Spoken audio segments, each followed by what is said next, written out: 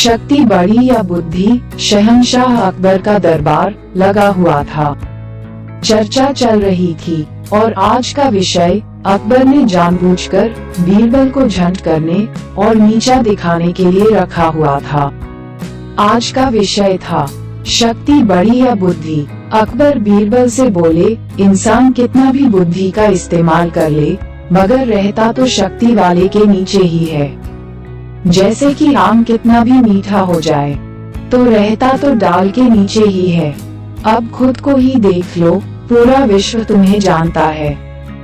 इतनी बुद्धि है तुम्हें, लेकिन दिन में कम से कम 50 बार मेरे सामने झुककर सलाम मारते हो। आज अकबर बीरबल की फिरकनी बनाने के पूरे मूड में थे। बीरबल ने कहा, जहांपनाह, बेशक आप शक्तिशाली हैं, परंतु बुद्धि वालों की वजह से ही हैं। जब भी राज पर कोई आक्रमण होता है, राज्य के बुद्धिमान मंत्री ही रणनीति बनाकर राज्य को बचाते हैं, जिस कारण आप राजा हैं। नहीं तो आप बंदी बनकर किसी और राज्य के कारागार की शोभा बढ़ा रहे होते। शहंशाह अकबर बोला, यह कोई ठोस प्रमाण नहीं हुआ। शक्ति हमेशा विजय होती है। कोई ठोस प्रमाण है तो बताओ। बीरबल बोले, तो सुनिए बादशाह, हमारे गांव की एक पुरानी और प्रचलित कहानी। एक जंगल में एक गीदड़ और उसकी पत्नी गीदड़ी रहते थे। गीदड़ी हाल फिलहाल में पेट से थी। कुछ ही पलों बाद वह मां बनने वाली थी। दोनों पति पत्नी अपने बच्चों को जन्म देने के लिए एक स्थान की तलाश में इधर उधर घूम रहे थे। इतने में ही उनको एक गुफा दिखाई देती है।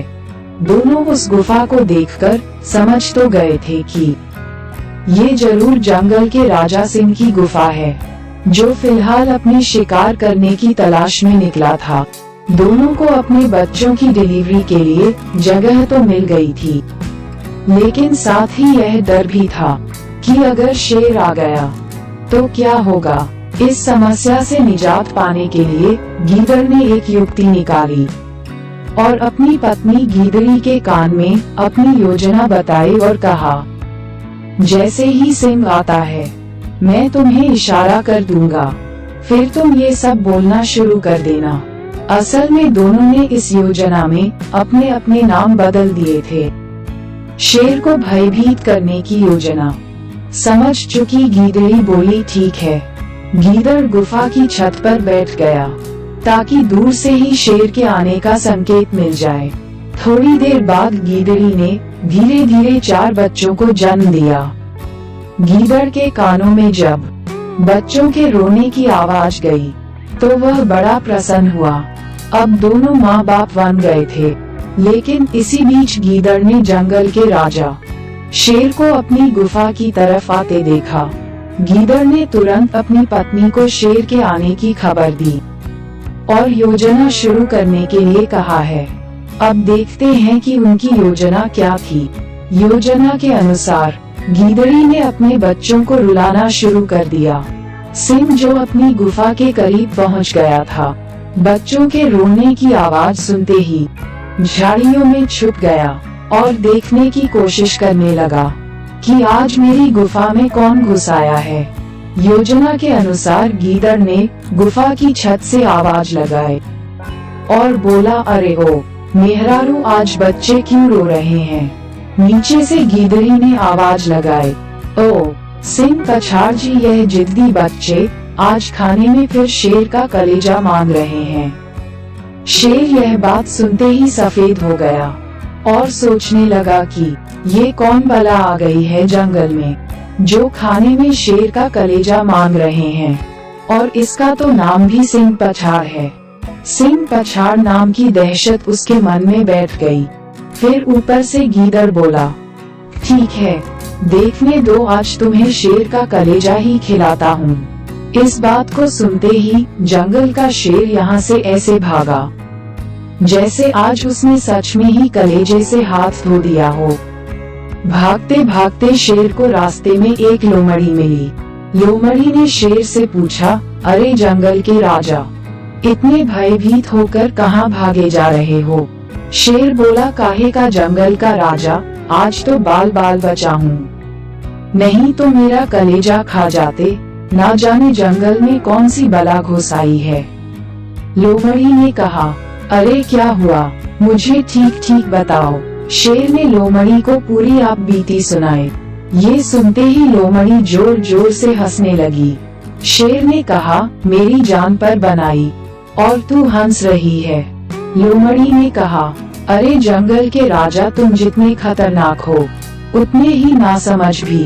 तुम्हारी गुफा में कोई बला नहीं आई है, बल्कि जंगल के जानवर गीदड़ और गीदड़ी हैं, जिन्होंने तुम्हारी गुफा में बच्चों को जन्म दिया है। तुम्हारे आने के डर से यह सारा खेल रचा है। मैं कब से बैठी वहाँ उनका खेल रही थी।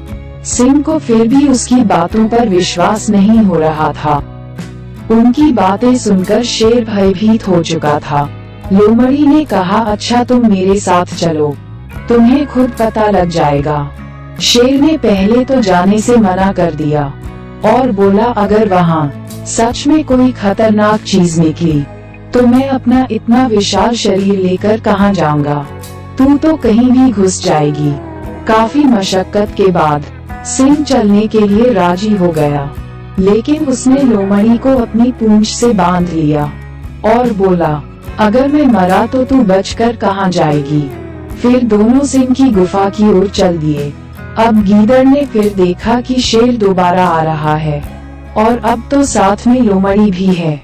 लोमड़ी को साथ देखकर गीदड़ तुरंत सारा माजरा समझ गया, जिसने तुरंत दोबारा दूसरी योजना बनाई और दोबारा गीदड़ी को अपनी पूरी योजना समझा दी। अब दोबारा गीदड़ी ने बच्चों को रुला दिया।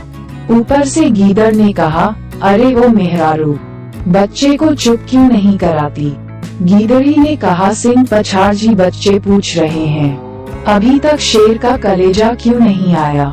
गीदड़ अपनी पत्नी से बोला, अरे बच्चों से कहो बस थोड़ी देर रुक जाएं। ये लोमड़ी भी न इतनी नालायक हो गई है।